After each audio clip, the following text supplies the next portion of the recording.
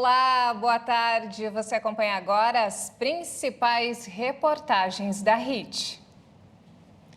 E olha só, até que enfim uma notícia boa para o bolso do consumidor. A Câmara dos Deputados aprovou a volta do despacho gratuito de bagagens em voos nacionais e internacionais. A mudança faz parte da medida provisória que formula a legislação do setor aéreo. O senhor está sabendo que a Câmara dos Deputados pode aprovar um projeto que o senhor vai voltar a poder despachar de graça suas bagagens? Não, tô sabendo não. Pegou de surpresa? Pegou de surpresa. Quanto o senhor gastou aqui nesse despacho? Não, eu não. Acho que eu vou levar na Limão, não vou. No Limão. Se fosse levar, despachar, o senhor ia gastar aqui quase o valor de uma passagem. Sim. Mais ou menos. O senhor costuma viajar bastante? Não, esporadicamente. Se o senhor fosse despachar essas bagagens hoje, quanto o senhor gastaria só desse despacho aqui? Não tenho ideia, viu? Não tenho ideia, mas seria quase o valor de uma passagem, eu acho. O senhor costuma viajar sempre? A turismo, mas sempre, que eu não moro na minha cidade, então eu tenho que sempre estar indo e vindo, né? E com muita bagagem. Quando começou essa cobrança das bagagens, dos despachos, a senhora teve mais gasto na passagem aérea? Sem dúvida, quando a gente tem muitos filhos também, aí é que o preço se eleva por conta das crianças, né? A gente tem que levar tudo. Quando a senhora viaja com a família, com os filhos, marido, a senhora chega a gastar quanto só com as bagagens? Somos 4, por enquanto, e colocando aí uns 200 a 400 por pessoa, dependendo do período que a gente vai ficar fora. Dá bastante dinheiro, né? Por 273 votos a favor e 148 contrários, a Câmara dos Deputados aprovou a emenda que inclui o dispositivo do Código de Defesa do Consumidor, que proíbe as empresas aéreas de cobrarem qualquer taxa em voos nacionais e internacionais. E falando sobre coronavírus, uma pesquisa feita por cientistas da Universidade de São Paulo e do Hospital Sírio-Libanês alerta para mais variantes da Covid. A pesquisa revisou mais de 150 artigos científicos. Foram analisados aspectos do vírus, como seu potencial de mutação, a capacidade de controle do sistema imune, a transmissão e a eficácia das vacinas. Quanto maior a circulação do vírus, maior a probabilidade do surgimento de novas variantes. A nova variante é capaz de enganar o sistema imunológico e deve surgir nos próximos meses. A possibilidade aumenta por conta da retomada do contato social. E o cenário é ainda mais preocupante, com cidades adotando lockdown, como é o caso de Xangai, na China. O vírus está se modificando, principalmente nessa proteína que liga esse receptor humano, ele está se modificando, para tentar burlar o sistema imunológico, para tentar burlar a ação dos anticorpos que neutralizam ou que evitam com que o vírus consiga entrar nas células humanas. Né? E um dos mecanismos que o vírus tem evoluído para conseguir se manter vivo na sociedade, né, que é isso que o vírus quer, é aumentar a transmissibilidade. Então, novas variantes são esperadas. Provavelmente, essa nova variante vai ser mais transmissível. Agora, se ela vai ser mais letal, como que vai ser a patologia dessa nova variante, é uma incógnita, nós não sabemos, é difícil você prever. O estudo também afirma que as mutações que podem ocorrer ajudam a explicar que a ideia de que o vírus se torne menos letal conforme evolui não é uma regra. No início da pandemia, as transmissões começavam um dia antes dos primeiros sintomas. Com a variante Delta, o período aumentou para 3 dias de transmissão assintomáticas e 74% dos contágios da variante ocorreram nesse tempo. E por isso as medidas de segurança contra o vírus não devem ser relaxadas. Foi precoce, é precoce você fazer um relaxamento nesse momento. Nós temos números muito bons de número baixo de pessoas contaminadas, números de óbitos baixos, em relação ao pico da pandemia, não que eles sejam baixos, porque a gente faz uma comparação com o pico da pandemia, né? Sim. Nós gostaríamos que não tivesse nenhum caso, nenhum óbito. Então, a gente está num momento confortável, né? Mas não no momento de você dizer que a pandemia acabou e fazer um relaxamento total das medidas de segurança. Nós temos que ter o nosso novo normal, que seria você tomar cuidado, para que não permita que o vírus fique circulando, diminua a circulação do vírus, até porque manter um vírus circulando, você aumenta a chance de surgir uma variante de preocupação. Nós não temos atualmente um antiviral eficaz. A vacina que nós temos atualmente, ela é uma vacina que não bloqueia a contaminação e a transmissão, então a gente ainda está muito longe do ideal. E olha só que alarmante, 4 pessoas morrem por hora no trânsito brasileiro e os motociclistas são as principais vítimas. Os dados são do DataSUS do Ministério da Saúde.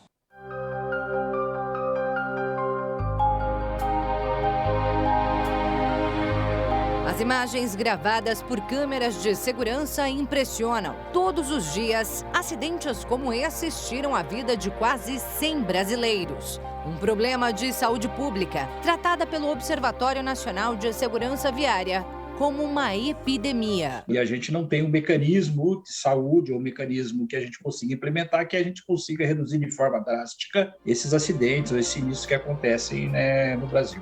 Segundo divulgação do IPEA, o Instituto de Pesquisa Econômica Aplicada, o Brasil está em 5º lugar entre os países com mais mortes provocadas pela violência nas ruas e estradas. Por isso, os acidentes de trânsito estão entre as causas que mais tiram anos de vida dos brasileiros, apesar do número de vítimas ter caído nos últimos anos. Entre 2011 e 2020, a redução foi de 30%, mas ainda está a alguns passos de bater a meta de corte de 50%, estipulada pela Organização Mundial da Saúde e a Organização das Nações Unidas. Houveram diversas ações no Brasil, mas não foi o suficiente para chegar nos 50%. Chegamos a 30%, 35% como uma média histórica desses 10 anos, né, que houve essa ação da OMS. As principais vítimas da violência no trânsito no país são os motociclistas entre 19 e 35 anos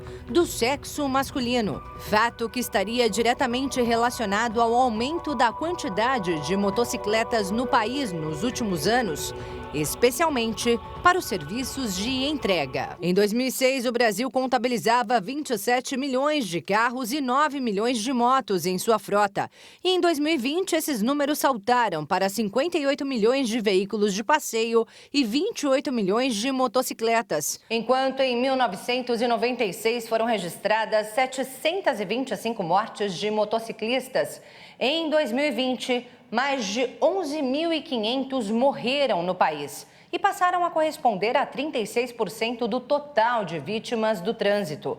Um número 18 vezes maior do que nos anos 90, quando essas mortes representavam apenas 2% do todo. O especialista ressalta que a legislação brasileira de trânsito é exemplar. Proíbe o condutor de dirigir alcoolizado, exige o uso do cinto de segurança e o uso da cadeirinha para crianças e ainda obriga a utilização do capacete para motociclistas. Eu acho que a gente tem leis que complementam a necessidade da segurança. E isso nós temos que valorizar. O que não acontece é que muitas das pessoas, quando fazem a formação para tirar a carteira de habilitação, não levam em consideração essas regras que estão colocadas. Existe um estudo, e a gente fala sobre isso, que você por dia toma cerca de 30 mil decisões na sua vida, né? Desde a hora que você levanta até a hora que você vai dormir. Então, o trânsito entra também nessas decisões. 2 segundos ou 3 segundos de uma decisão errada pode custar a vida da pessoa.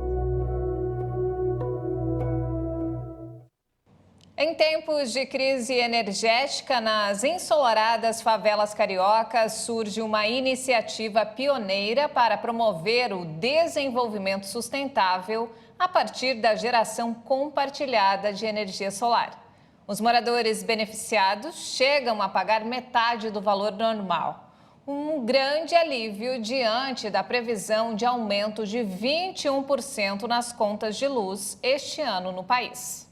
Este telhado coberto de painéis fotovoltaicos no Morro da Babilônia ajuda a diminuir a conta de luz dos moradores usando um recurso abundante por aqui. O projeto de energia solar em favelas do Brasil foi lançado em junho passado por líderes comunitários e uma organização sem fins lucrativos.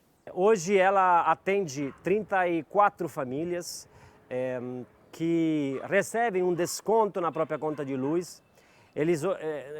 Nós pagamos aproximadamente a metade do que pagávamos antes, então teve uma grande economia.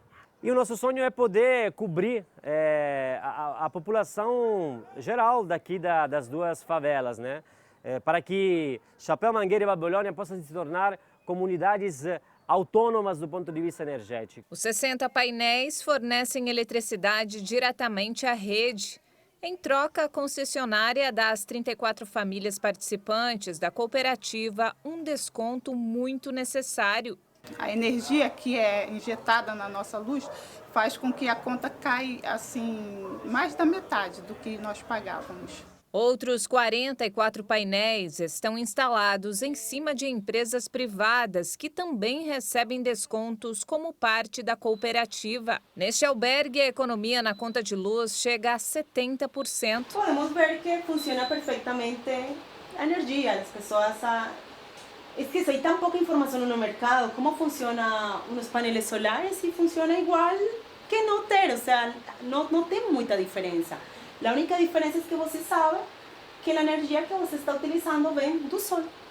É isso. A ajuda chega em um momento crítico para os moradores de favelas que lutam para pagar suas contas. Segundo a Agência Nacional de Energia Elétrica, o preço médio da eletricidade para consumidores residenciais no Brasil deve aumentar 21% este ano, após subir 7% no ano passado. Além de ser uma fonte renovável, a energia solar também é uma alternativa às perigosas e clandestinas conexões de eletricidades, conhecidas como gatos, que os moradores usam para conectar ilegalmente suas casas à rede. As concessionárias de energia elétrica estimam que a prática comum custa R$1,5 bilhão por ano e contribui para o aumento dos preços.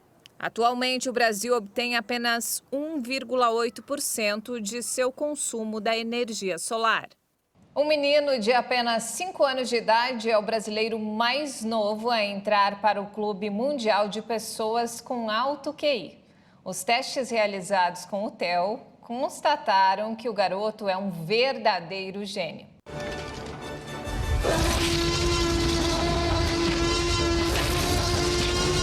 Dinossauros. Essa é a paixão do Theo, de 5 anos.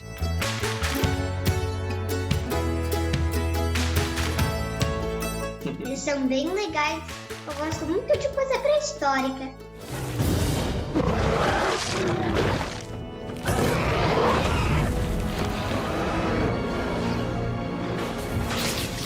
Um gosto comum entre crianças dessa idade, mas são poucas as que têm o conhecimento que esse menino tem. Atenção à aula que ele dá sobre o monolofossauro. O monolofossauro, ele tem uma crista que quase pega a cabeça inteira dele. E também ele usa uma crista assim na cabeça dele para atrair fêmeas na época do acasalamento. O garotinho decorou todas essas informações e muito mais logo depois de aprender a ler praticamente sozinho aos 3 anos de idade. Naqueles dias, Sanderson Soneca pilotava uma estrela cadente. Ele morava dentro de sua estrela. Ele queria saber o que eram as letras, como é que as letras formavam sílabas e como é que a sílaba virava uma palavra. E daí, mas como é que eu faço uma palavra virar uma frase e parágrafo e assim em diante, vai crescendo, né? Quando começou a ler, o menino estava fora da escola por causa da pandemia. Mas assim que as aulas presenciais voltaram... Então, as professoras chamaram a gente para conversar, a diretora da escola, e eles explicaram que o Theo estava com um desempenho muito acima do que era esperado para a idade dele, e eles até sugeriram que a gente fizesse o teste de inteligência, por conta que tinha uma probabilidade muito alta dele ser classificado como superdotado, né? Isso precisaria de um acompanhamento especial. Foi a partir disso que a família resolveu entender a condição de altas habilidades do Theo. E para isso, procurou a doutora Nathalie, que aplicou a ele uma avaliação neuropsicológica durante 6 dias. para avaliar uma suspeita de superdotação a altas habilidades, é muito importante a gente identificar o que de fato é uma superdotação e o que pode ser simplesmente reflexo de um ambiente que está superestimulando essa criança ou até mesmo reflexo de um hiperfoco dessa criança, né? E para isso é muito importante que a gente tenha, né, que sejam utilizados instrumentos padronizados, normatizados para a população brasileira. Então não é qualquer teste, né, e não é qualquer profissional. Esse profissional ele tem que saber aplicar esse instrumento de maneira adequada e interpretar de maneira adequada. Os testes avaliaram inteligência e habilidades cognitivas, como memória, atenção, processamento visual, função executiva, linguagem e habilidade socioemocional. No caso do Theo, ele teve um QI de 146, superando 99% das crianças da mesma idade que ele. A neuropsicóloga conta que o menino já havia passado por outras avaliações que confirmaram o alto nível de inteligência dele. Mas foram os testes que ela aplicou que concluíram que o garoto de 5 anos hoje tem capacidade intelectual de um adolescente de 15. Ele não vai ter o conhecimento adquirido, talvez, de um jovem de 15 anos de idade. Mas ele tem a capacidade de resolução de problemas de um jovem de 15 anos. Estaria até acima de um QI de superdotação. Então, isso trouxe um pouco de preocupação, porque a gente sabia que a gente ia ter que ir um passo além para conseguir suprir essas necessidades que ele tinha. Foi aí que o Dr. Fabiano de Abreu, PhD em neurociências e autor de 50 estudos aprovados pelo Comitê Científico sobre Inteligência, entrou na história. Passou a acompanhar o menino prodígio e esclarecer as dúvidas da família, como esta do pai. Ele falou: Fabiano, você acha que pode atrapalhar no desenvolvimento dele, ele ultrapassar outras classes, no caso, outras séries, avançar 2, 3 séries? Pode prejudicar no processo de infância. Eu falei, não, a infância dele é fora da escola, a escola é feita para estudar.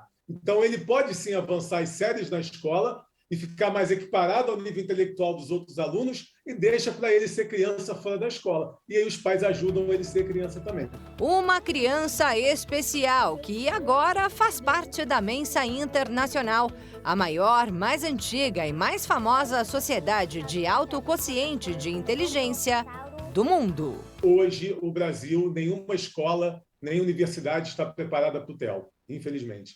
E pode ser que o TEL tenha que sair do país por causa disso. Por enquanto, na escola onde estuda, o TEL é muito bem aceito. Lá conseguiu avançar o ano escolar, está no 2º do ensino fundamental e se adaptou muito bem à nova fase.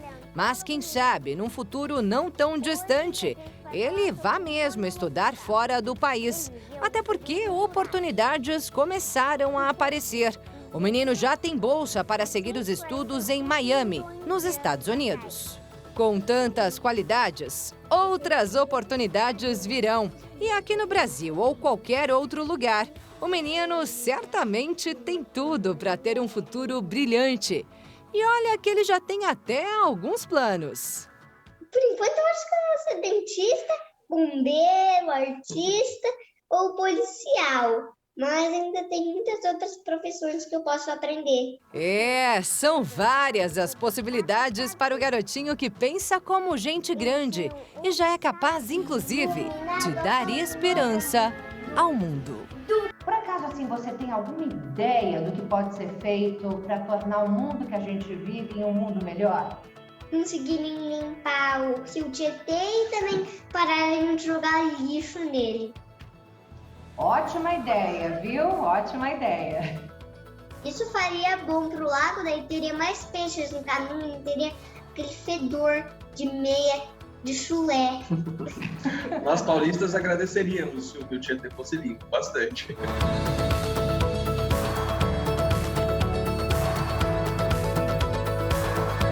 Vai brincar.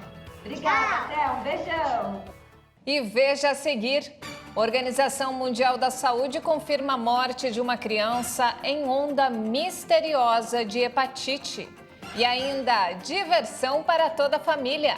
Museu das Ilusões faz sucesso em São Paulo com imagens, espaços e objetos que enganam nosso cérebro.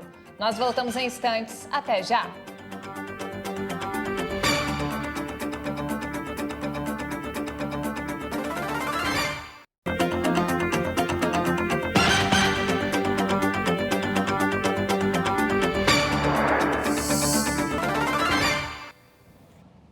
A Organização Mundial da Saúde confirmou a morte de uma criança em meio à misteriosa onda de hepatite infantil que tem atingido pelo menos 12 países no mundo. Até agora, quase 170 casos da doença foram confirmados. Depois da Covid-19, agora um novo alerta se acende para os pais. Casos de um tipo de hepatite aguda grave, que até agora parece acometer somente crianças e adolescentes, vem sendo alvo de preocupação da Organização Mundial da Saúde. E motivos para isso não faltam. Segundo a OMS, 17 vítimas precisaram de transplante de fígado e uma morte pela doença foi confirmada. Acontece que a criança estava bem, do nada, evolui com quadro de hepatite fulminante, ou seja, uma perda da proficiência do fígado. O fígado é campeão, não, ele é especializado em proteínas e fatores de coagulação. De repente, ele para de funcionar, eleva as escórias, ele para de filtrar o sangue, ele filtra o sangue para o rim eliminar. Começa a acumular metabólitos, as crianças começam a ficar com queda desse estado geral. E, de repente, alterações de coagulabilidade vai evoluir para a morte, que é a hepatite fulminante. Uma hepatite fulminante de causa ainda inexplicável. Nenhum teste molecular feito até agora conseguiu isolar os subtipos conhecidos da hepatite. Por isso que é misterioso e é por isso que deixa a gente preocupado. Estamos frente a uma doença não conhecida? Primeiro, vamos entender o que é hepatite. A hepatite é uma inflamação do tecido hepático, seja por medicação, seja por excesso de bebida, seja por vírus ou até infecção bacteriana exacerbada, que são as sepses. Então, isso pode causar uma hepatite. Os tipos mais comuns são conhecidos como A, B e C. O primeiro é normalmente causado pela ingestão de alimentos ou água contaminados. E, segundo a especialista, pode ser tratado de forma muito simples. Passa como uma diarreia grave, parece às vezes até uma salmonela, hidratamos a criança e vida que segue, porque o tratamento do vírus é hidratação, repouso e retorno às atividades. Já os tipos B e C são transmitidos por transfusão de sangue, contato com agulhas contaminadas ou relação sexual sem proteção. Mas alguns subtipos podem ser evitados por meio da vacina. Aqui no Brasil, a vacina contra a hepatite B é aplicada em bebês logo nas primeiras horas de vida. Contra a hepatite A vacina é aplicada a partir dos 15 meses pela rede pública de saúde. Agora, contra a hepatite C, considerada a mais grave, não existem vacinas. A hepatite C tem o potencial de virar neoplasia de fígado, câncer de fígado, levando à falência do órgão e morte. Apesar dos efeitos semelhantes, a nova hepatite não se relaciona nem mesmo com esse subtipo. Hepatite C que eu não consigo identificar no teste molecular, imagina, longe de ser, só se for uma mutação das muito estranhas. O fato é que mesmo sem causa definida, já se sabe que a nova inflamação no fígado já foi identificada em 12 nações, entre Estados Unidos, Israel e países da Europa, sendo o Reino Unido o líder em notificações, com 114 dos quase 170 casos confirmados até este momento.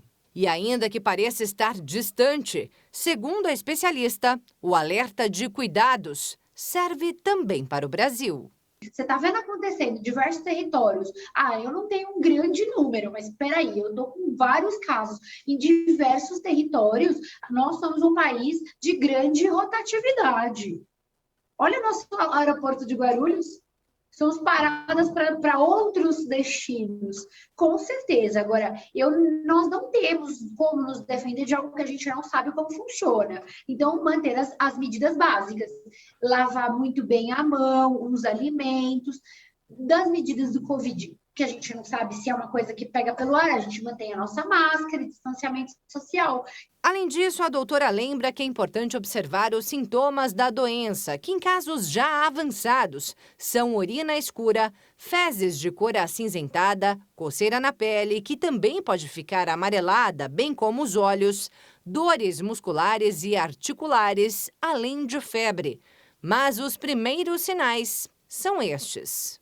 Agora, antes disso, o que fazer para evitar toda e qualquer doença? Criança saudável, criança que come bem, legume, verduras, carnes, criança que dorme bem, dormir na hora certa é essencial, dormir cedo, acordar cedo, preservar o ciclo circadiano dela e brincar. São a fórmula mágica para deixar as crianças saudáveis. Dados sobre a dengue mostram que ela está se espalhando rapidamente em todo o país. As questões climáticas e o relaxamento das medidas de controle da Covid podem ser apontadas como as causas. Até agora, 112 pessoas morreram no Brasil. Só este ano foram quase 400 mil casos de dengue, um aumento de 95% na comparação com o mesmo período do ano passado. O vírus da dengue vem seguindo um comportamento diferente em 2022. O sistema Infodengue, que coleta informações epidemiológicas de estados e municípios, mostra uma incidência maior da doença do Tocantins ao norte do Rio Grande do Sul, regiões que não costumavam ter muitos casos da doença. As chuvas intensas do início do ano colaboraram com a proliferação dos mosquitos. Até agora, 112 pessoas morreram no Brasil. O mosquito Aedes aegypti também causa a zika e a chikungunya. No caso da zika, houve um aumento de 11,5% no número de casos entre 2 de janeiro e 26 de fevereiro deste ano, em relação ao mesmo período de 2021.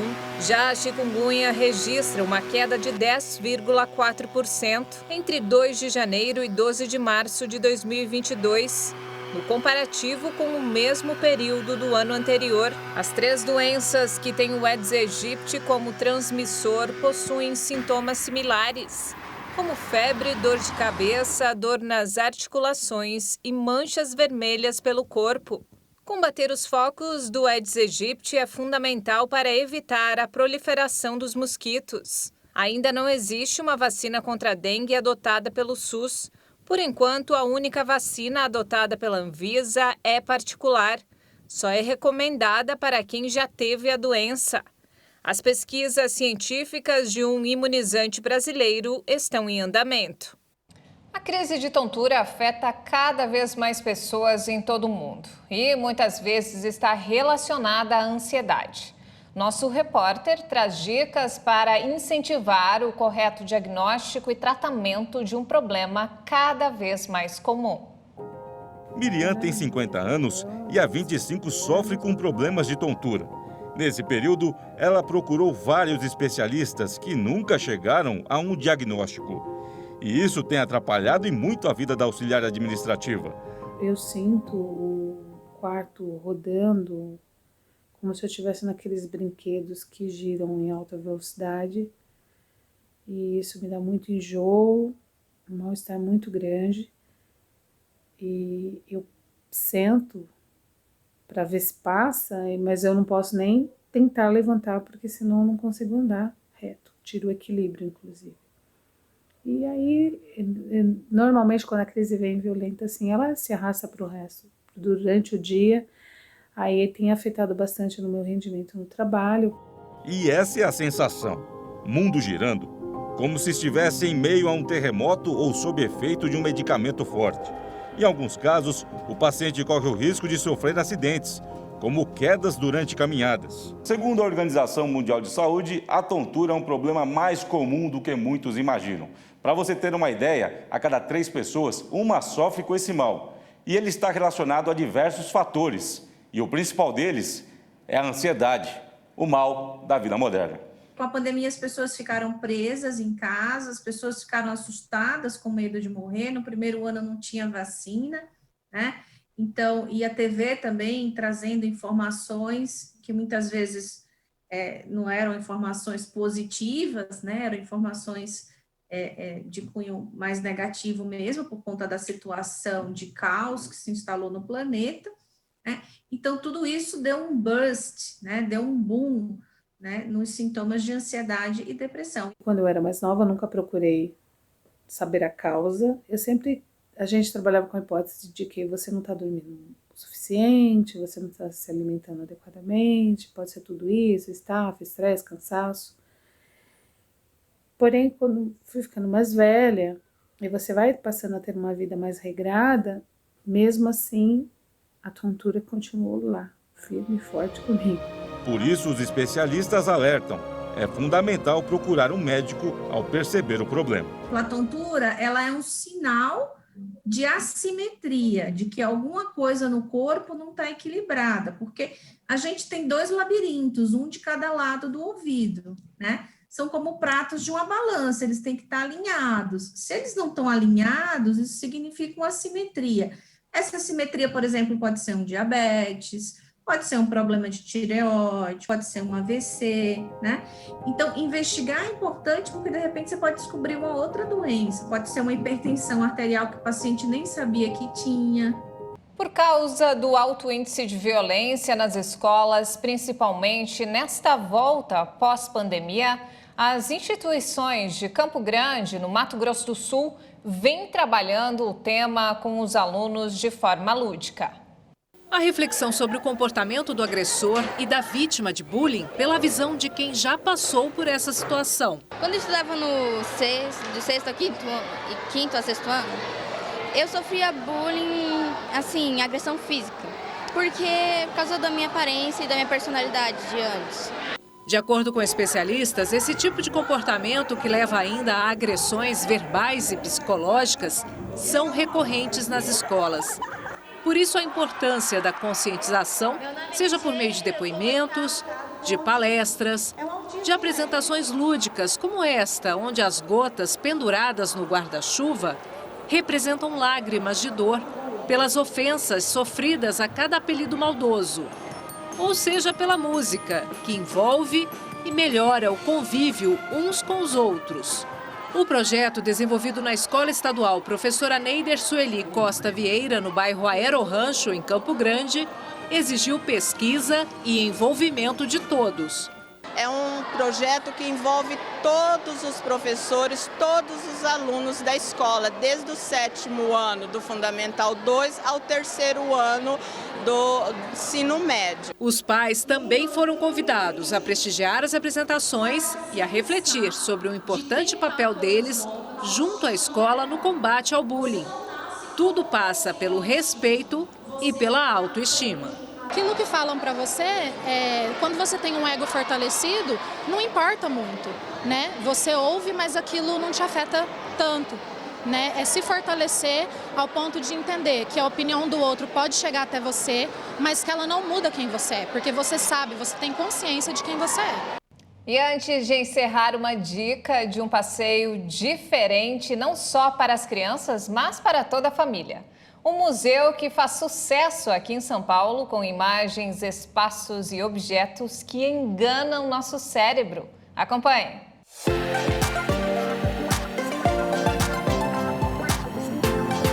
Dinossauros saindo das paredes.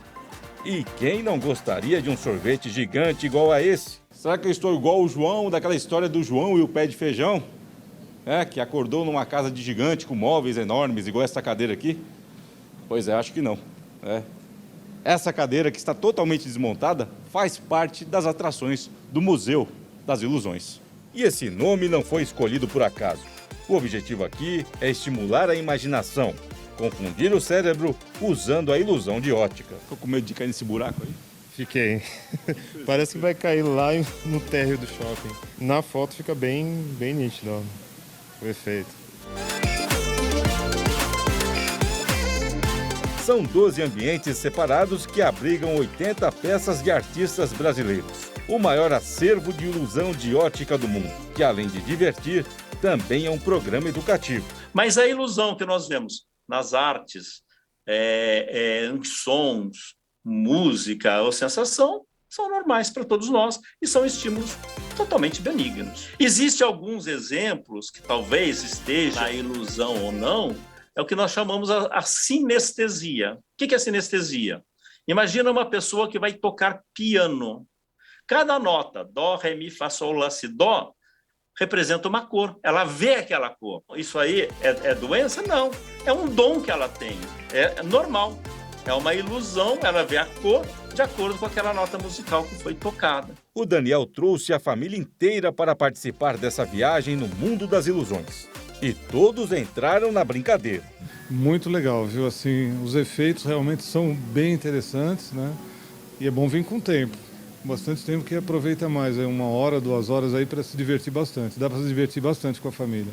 E toda essa sensação de grandeza tem uma explicação. Essa sensação é de profundidade. Quando você está de longe, dá essa sensação de que você está maior. Quando você está de perto, dá essa sensação de que você está menor. As pessoas fazem diversas brincadeiras, com a mão na cabeça, ou até mesmo segurando, dá uma sensação de que você está pequenininho, o outro está grandão. É uma das mais procuradas aqui do museu. Alguém já ficou com medo de cair dessa cadeira achando que estava numa cadeira grande? Sim, sempre acontece. A exposição acontece de terça a sábado no Shopping Eldorado, na Zona Sul de São Paulo, das 10 da manhã às 10 da noite. Os ingressos custam a partir de R$ 25,00. É bom lembrar que é itinerante, ou seja, estará em outros estados brasileiros em breve. E muita gente vai poder ver de perto ou ter a ilusão de que viu.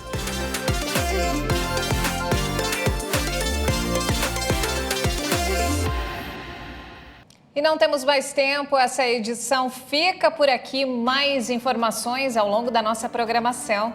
E se quiser rever as nossas reportagens, acesse o canal Hit Notícias no YouTube. Um excelente domingo para você e obrigado pela companhia.